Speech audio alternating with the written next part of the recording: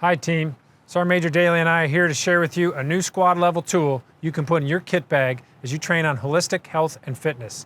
It's called the High Achievement Series, and it gets after sometimes neglected but nevertheless vitally important domain of H2F, spiritual readiness. Unit ministry teams across our formation have taken the time to distill the principles found in FM 7-22 Chapter 10 into 4 key areas: leadership, squads, families, and souls. Hey, that's right, sir. Now listen, I already know what some of you may be thinking. That may be great for some people, but religion isn't my thing. Well, here's the reality. The Army doesn't limit spirituality to just religion. It can include anything that provides you, the soldier, with the personal qualities necessary such as hope, meaning, purpose, and identity that you and your squad use to overcome times of stress, hardship, tragedy. You can find this series on YouTube and Divots. That's right. And each squad will be able to combine the high achievement training with a team building activity of your choice. As you work to strengthen the professional connections within your squad, you will also be strengthening your spiritual readiness. Remember, every domain at H2F is important to readiness and putting people first. The CG and I look forward to hearing how your squad is getting after the spiritual domain with 11th Airborne Division's very own High Achievement Series. That's right. Arctic Angels. Hello, and welcome back to this 4-part series called High Achievement. This episode will focus on the characteristics of a high-achieving soul. Throughout our lives, we will all experience many ups and downs, and many forms of stress, hardship, and tragedy. In the following videos, you will hear a chaplain describe his firsthand account of how climbing North America's highest peak symbolized those hardships and the need for a strong and high-achieving soul. How would I describe a high-achieving soul?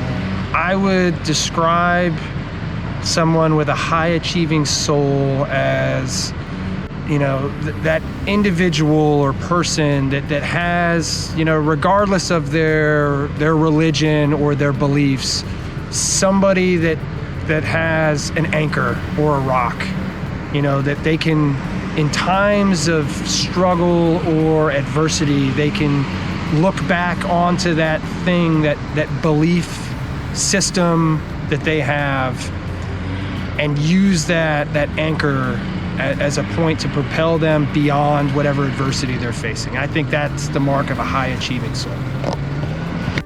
Well, not for me, but for most people, I'll say religion.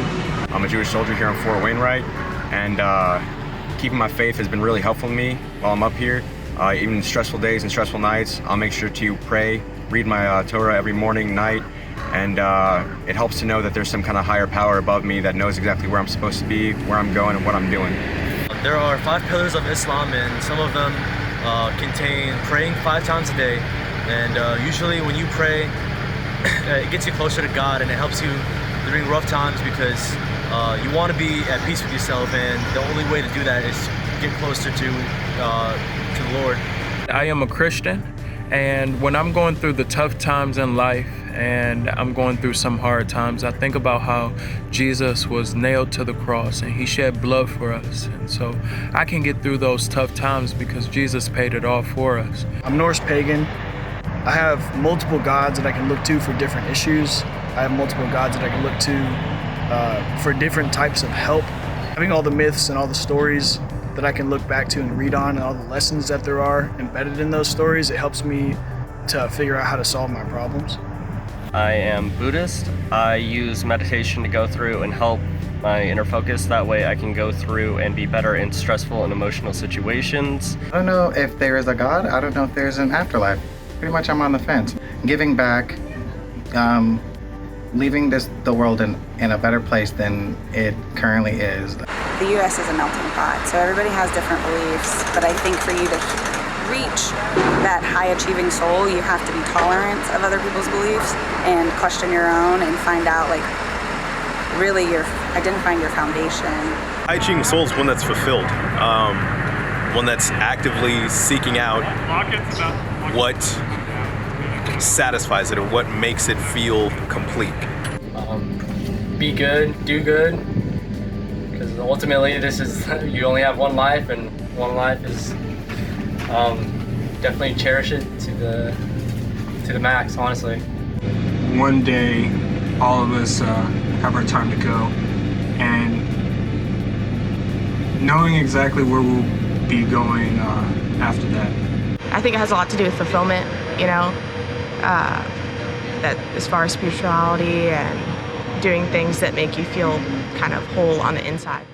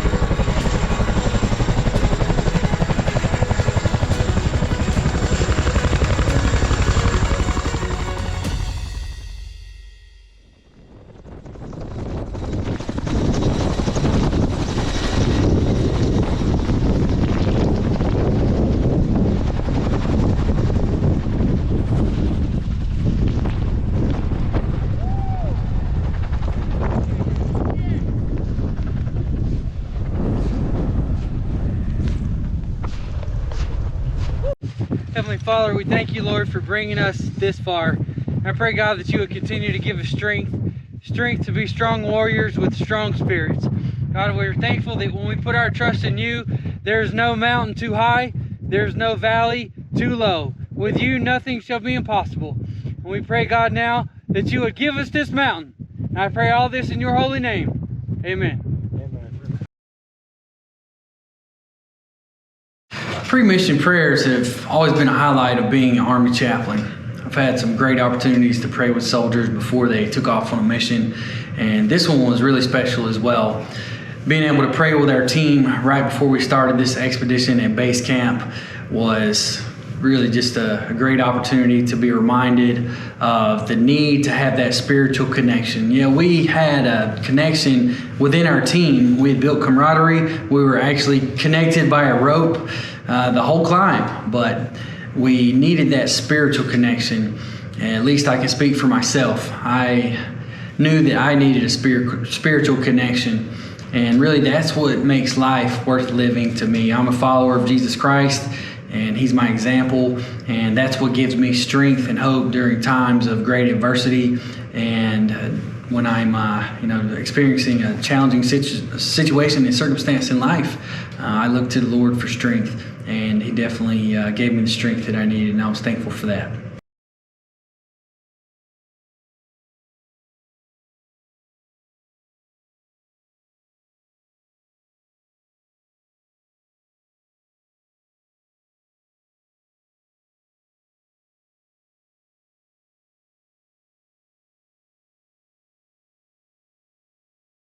I believe that having purpose makes life worth living.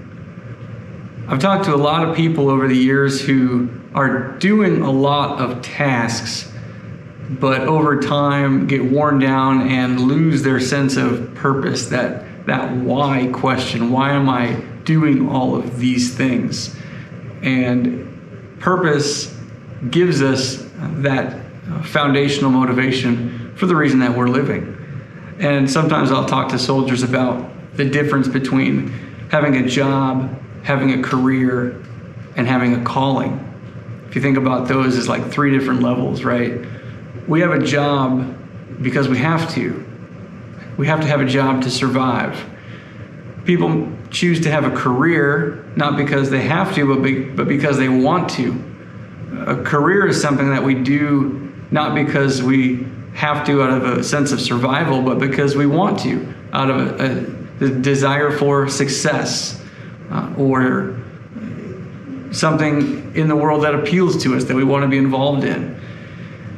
But the final level in this little model that I talk to soldiers about sometimes is calling. And that has a spiritual dynamic to it. A calling is not something that we just have to do or even want to do. A calling is something that we do because we're born to do it. And there's a quote that I like, and it goes like this: there's two most important days of our lives, the day we're born and the day that we discover why. And really having a purpose is about finding out the reason, why are we alive? What purpose does our life serve? Even more than just pleasing ourselves or building our own name or personal security or achieving personal success. It's really about having an impact in a positive way on the people around us. And I think that's what makes life worth living. We're going to begin our climb today at base camp by answering this question: what makes life worth living? Take a few minutes to record your answer before we move up to Camp 1.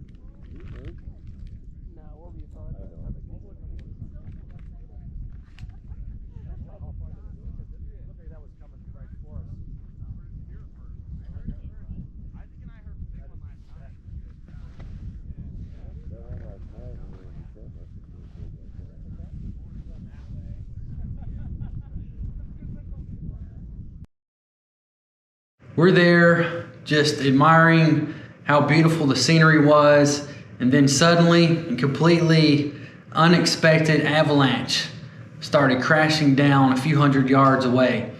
And it really got everyone's attention. Everybody stopped what they were doing and just started staring at this enormous cloud of snow and ice that started falling down the side of the mountain.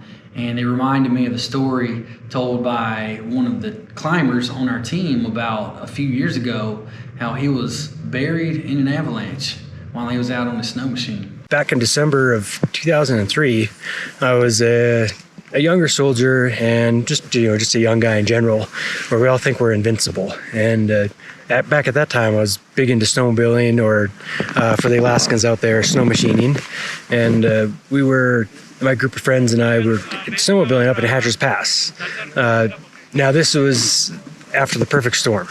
There was the week prior to this happening, there was a couple days where it was really warm temperatures, and so you had really a lot of little melting and hardening, so you had a really hard slab. And then this big storm came in. It dropped 3 to 4 feet of snow. So you had a lot of fresh, powdery snow on top of a hard slab, which created the ultimate avalanche conditions. But to us in our snow machines, to get up there and ride in the backcountry and carving and high marking, that was like the perfect world, or the perfect thing, so we thought. So we'd go up to Hatcher's Pass, and very first sign that there might be bad avalanche danger is seeing other avalanches. And of course, there's avalanches all over the place. We observed avalanches all over the place, and the debris fields that resulted from those avalanches. But we went anyways, and we thought, well, okay, we're going to be safe. We'll just go one person at a time while we watch them, and just to make sure the slope's safe and it's not going to slide. So we started that. We did one slope. One guy went while the others watched. Then another person went. Then another person went. And we're like, okay, we're good. Let's go to the next slope. We went to the next slope, did the same thing. Then the third and the fourth. And eventually we made our way all the way up to actual Hatcher's Pass. And with our success in all the slopes coming up to this point, we thought we'd be pretty well off and we'd be pretty safe. So my buddy Chris, he went first. He climbed the hill, the slope, came back down, and then I went. Then he went again, and then I went. And we thought, oh man, this is a great slope. Let's do doubles. And then when you're doing doubles, you got just two riders going one right after the other. And the second rider is just trying to see if he can go as high or beat the height of the person right in front of him. So we did that. And on our very first attempt of doing the doubles, Chris was in front of me, and I was probably about 10 meters behind him, and just off to his right. We started going up the slope, and we're probably about 100 meters up the slope.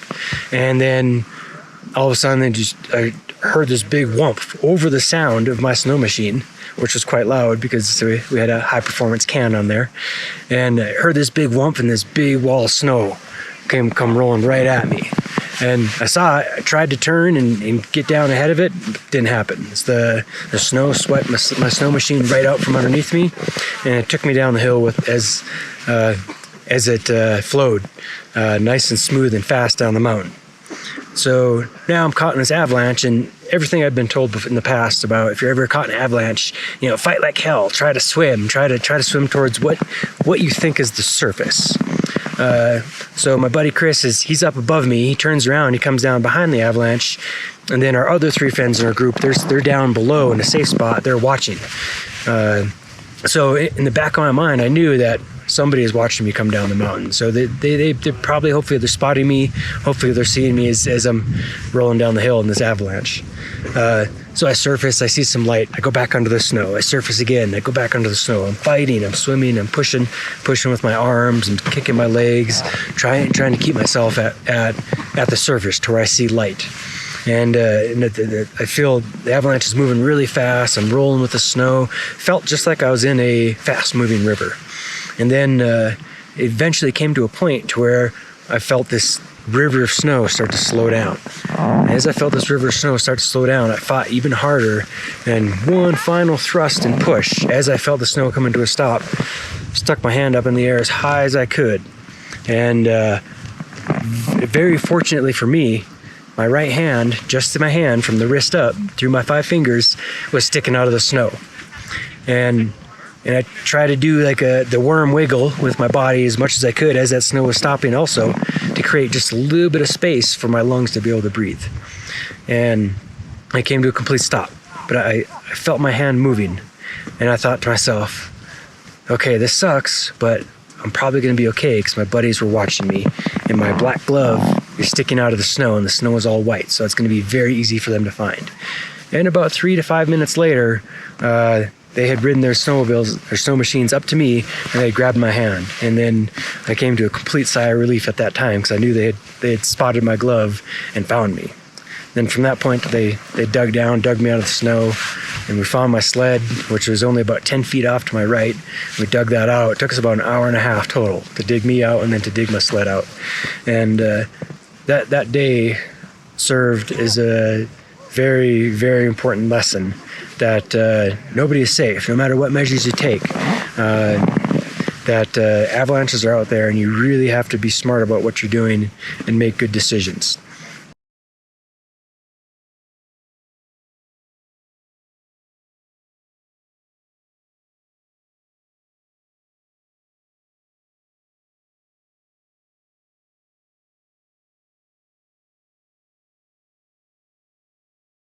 We do know that unexpected circumstances will arise, that no matter how good our planning efforts are, there are going to be things that catch us by surprise.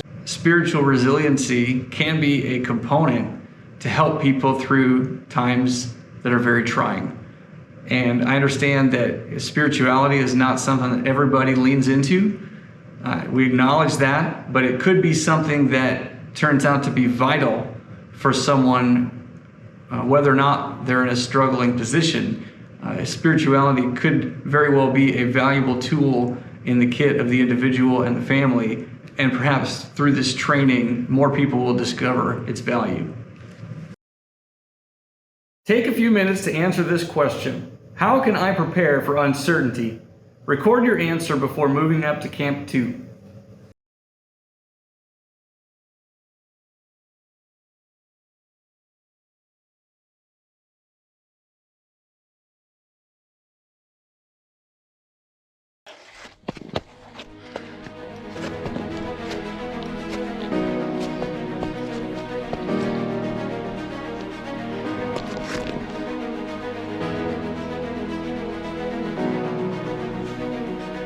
On our way up toward Camp 2.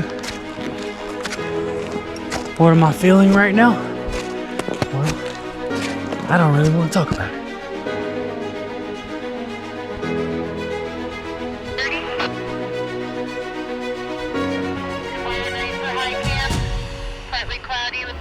And I came up with this new invention. I think it looks pretty awesome, huh? I don't know how it looks, but it sure does keep the sun off.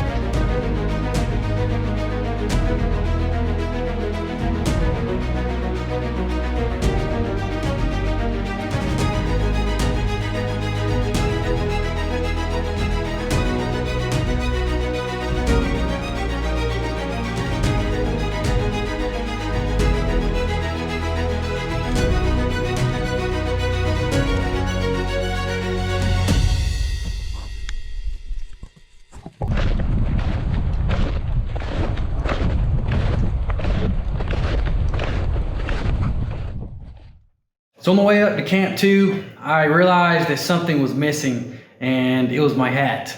And that was a terrible mistake.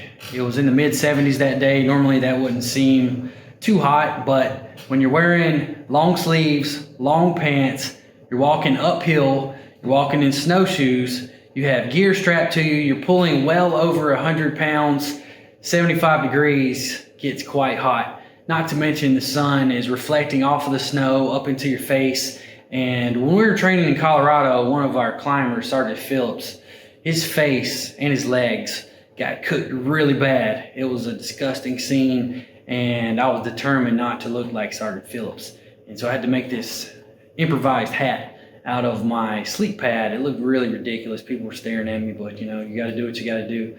And it did quite a good job in keeping the sun off of me. And so I was glad when I made it past that day where it wasn't quite so hot.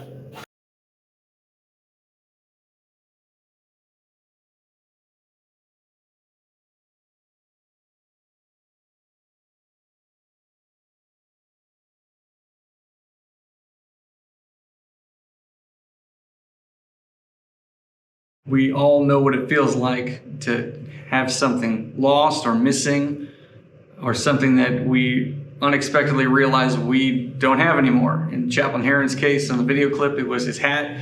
It could be a number of things in our lives as we remember things that have happened, not just something like that, but deeper things.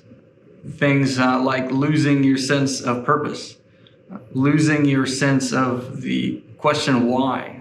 Find that when we've lost the answer, when we can no longer answer the question of why we keep going on day after day, that could be a sign that we've lost something important, we're missing something.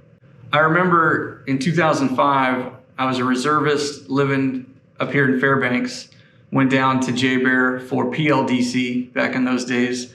And on the land navigation course, I was doing my thing and I looked down and I realized I had lost the little piece of paper where you punch all the land nav points into to prove that you had been to those points. I would tell you that was a very disheartening and panicking type of situation I found myself in. I had lost something that I absolutely needed in order to go on, and I would fail without it. And so what do you do when you realize that there's something missing? You go back to the place where you had it before. And I often ask people who are feeling this way, when was the last time you felt a sense of purpose? When was the last time you felt like you were not lost? And I'll have them retrace their steps. And we'll discover together where it was along the way that they lost their way. And that's a great way to regain your footing. And by the way, I did retrace my steps on that land nav course, and I did find that piece of paper. It was very valuable, and I was very relieved. When people rediscover their sense of purpose, it's enormously helpful to go on, and it makes it much easier to live another day. Take a few minutes to answer this question. Is something missing? Record your answer before we move up to Camp 3.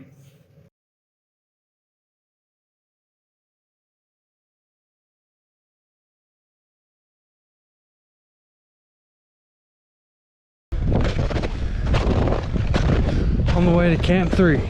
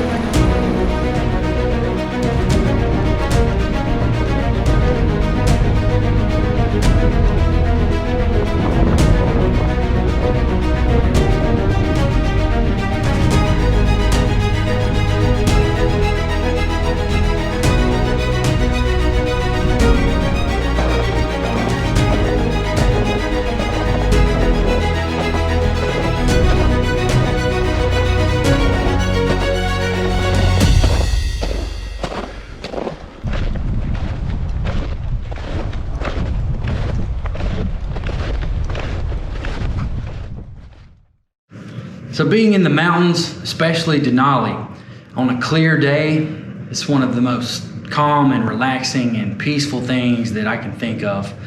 And on the way up to Camp 3, we experienced that, and it was just breathtaking how beautiful it was there.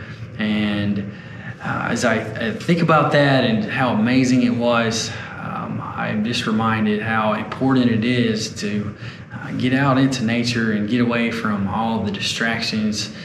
Life can be so busy, so hectic. So we just run at this frantic pace, it seems like, many times, and there's so many distractions in everyday life.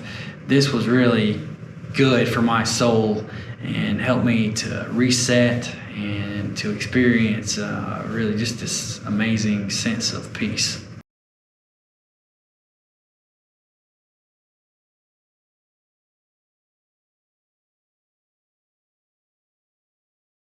Well, we all want peaceful circumstances, but we don't always get it. There's just so much in life that happens that we just do not have control over.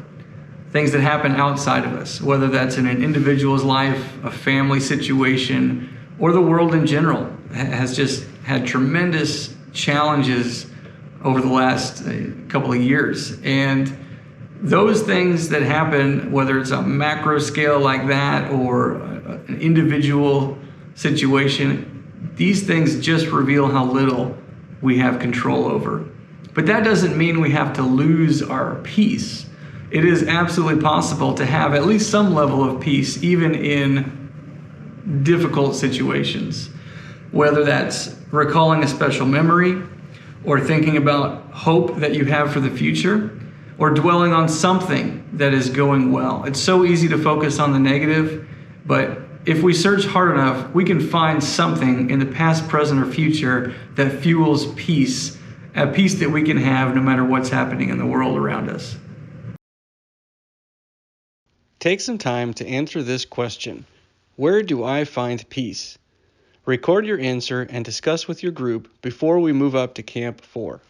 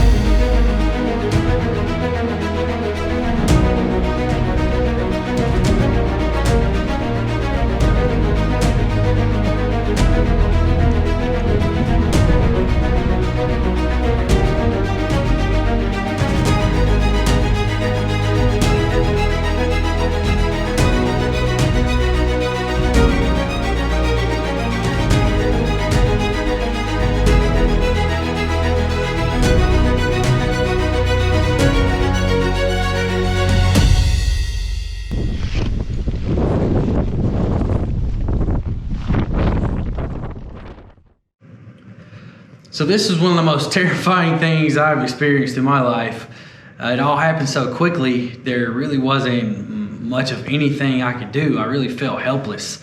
I was laying there in my sleeping bag and the ground just started shaking. The whole mountain, it seemed like, was shaking, and I heard rocks and ice falling. And I know that I'm ready to meet God, but I still have a lot of things I want to do here on earth, and I wasn't quite ready to go in that moment. But I didn't know what was about to happen. If we're about to be buried alive in an avalanche, I just didn't know. None of us did. And we didn't find out until the next day that it was an earthquake. But that was an experience that I'll definitely remember. Oh, the way the ground shook, it might have been an earthquake. It might have been an earthquake. I don't know.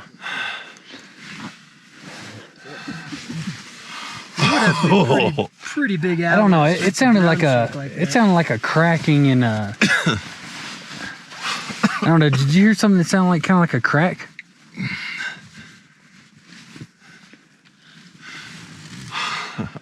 I've been in an earthquake before. I didn't wasn't really too concerned until I felt the ground shake, and I was like, ah. I was like, that's coming. Oh no. But it could have been an earthquake that caused the slide. I don't know. All right. Welcome to Denali.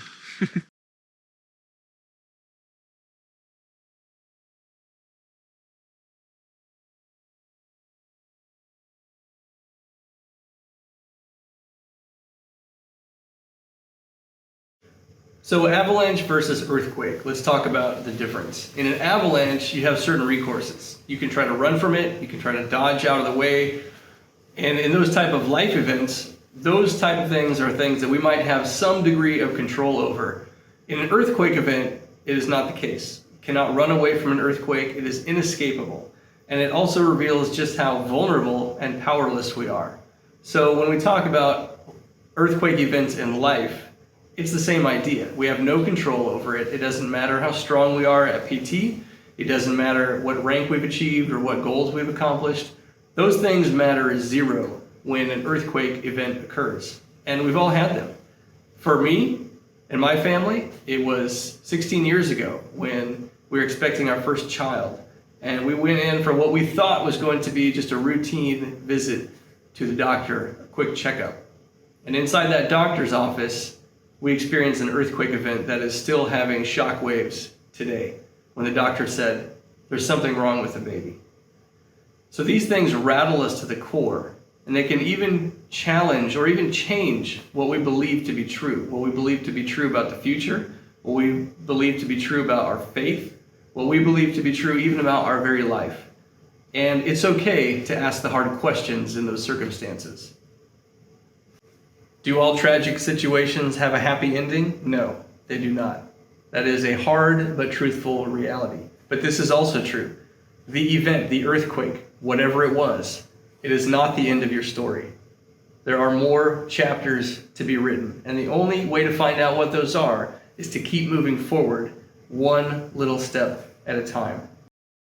When have your core beliefs been shaken during a difficult time in your life?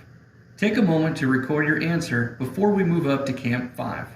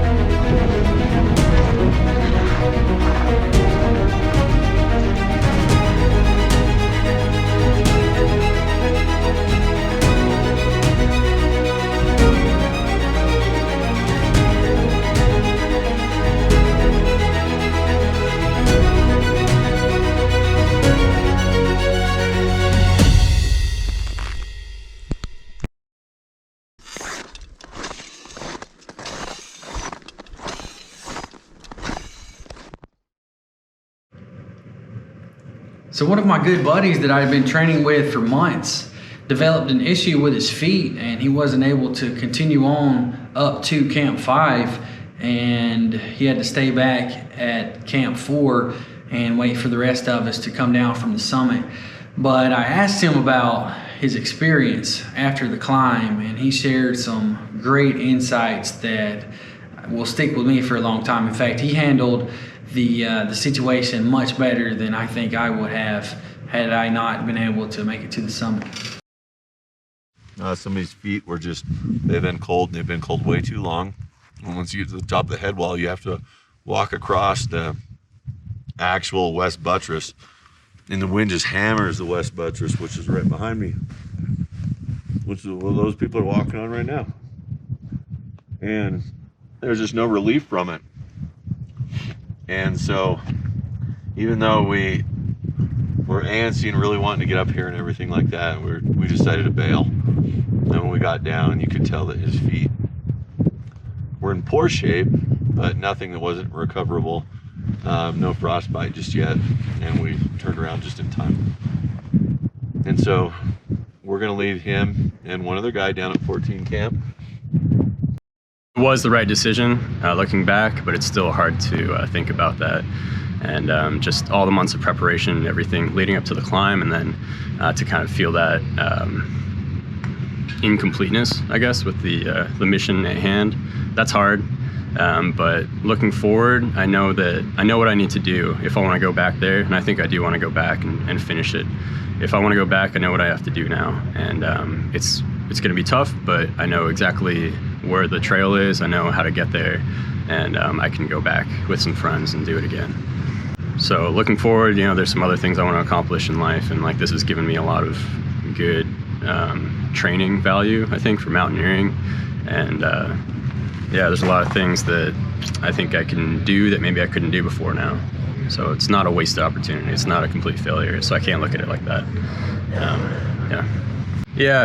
So for me, this has been everything that I've been looking forward to for the last 6 months. So it seems like it's everything. And to seemingly fail at that has been really hard. But then I have to look at my life as a whole. And it's actually kind of a small part of my life right now. It's not everything. It's not going to define my career. It's not going to define my life. So I have to look at other things that can give me some sort of value and just dive into those and fill my life with those things, because there's a lot of that out there. Life is really big, so we can't define it with one failure. We have to keep moving and learn from that failure.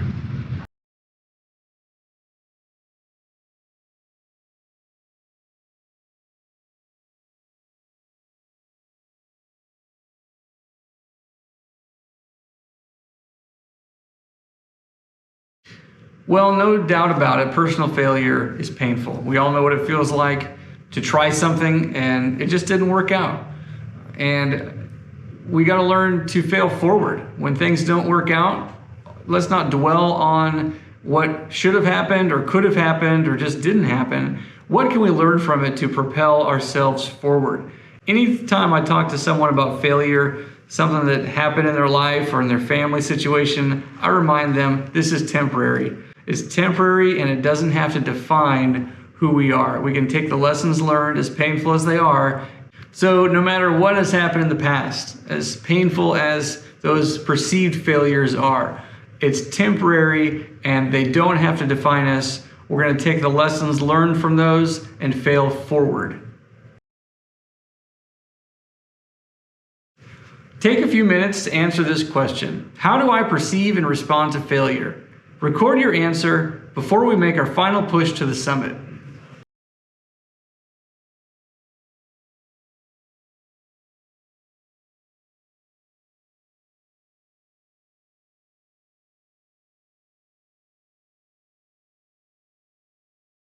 All right, so right now we're on the Autobahn, which is just beyond the 17,000 foot camp en route to the Denali summit.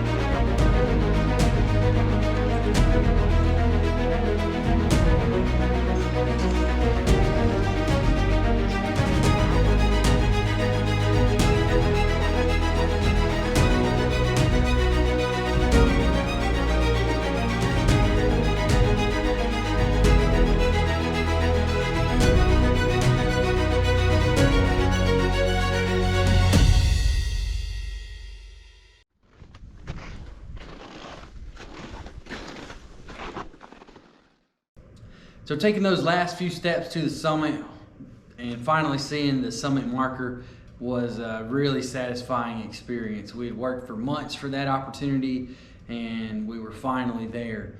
And we were only there for maybe an hour or less, and then we're on our way back down. And as great as that memory was, something that was more meaningful in our climb was our Memorial Day observance, which was a few days before that. And during that observance, we took our patches off, we laid our patches down in honor of those fallen heroes who had served in those units that we were previously in. And as I think about our fallen heroes, all the sacrifices they made, that really reminds me of the importance of knowing your purpose in life and of having that high calling. And I really just count it an honor to be able to serve with soldiers who are willing to make that ultimate sacrifice. We volunteered in a time of war, and those soldiers, I hate that they lost their lives and feel terrible for their families, but they knew that they had a high calling. There was something in them that made them want to live a life of service, even if it meant laying down their own lives. And they made that sacrifice, and we'll never forget their sacrifice. They had a high calling. They were true to their purpose in life.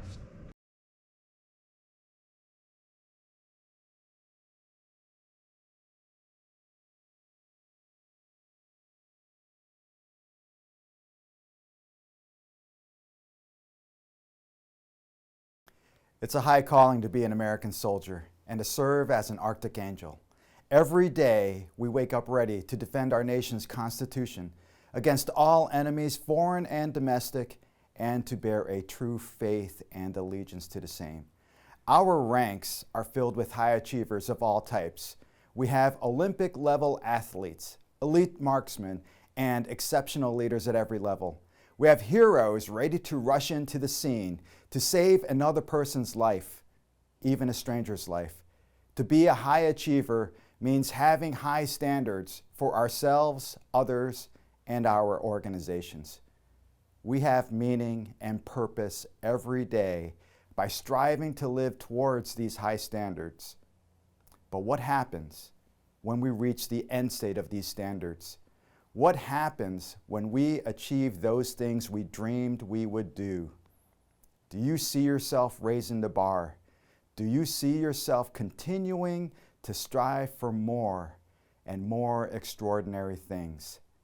Or at some point, do we finally become satisfied with our goals and ourselves? What happens when we become disappointed, even disappointed in ourself and our life, even striving to be our best? Our meaning and purpose can fall short. Our meaning and our purpose must be tied to a deeper something else. That deeper something else is our identity. For myself, the realization of my identity comes as I see myself standing before my Creator. And as I stand before my Creator, everything that I've done, all my accomplishments, all my achievements are stripped away. The only thing left is who I am, standing shamelessly before my Creator. And my Creator sees me as loved and forgiven. And that's how I need to see myself. What does that mean for me?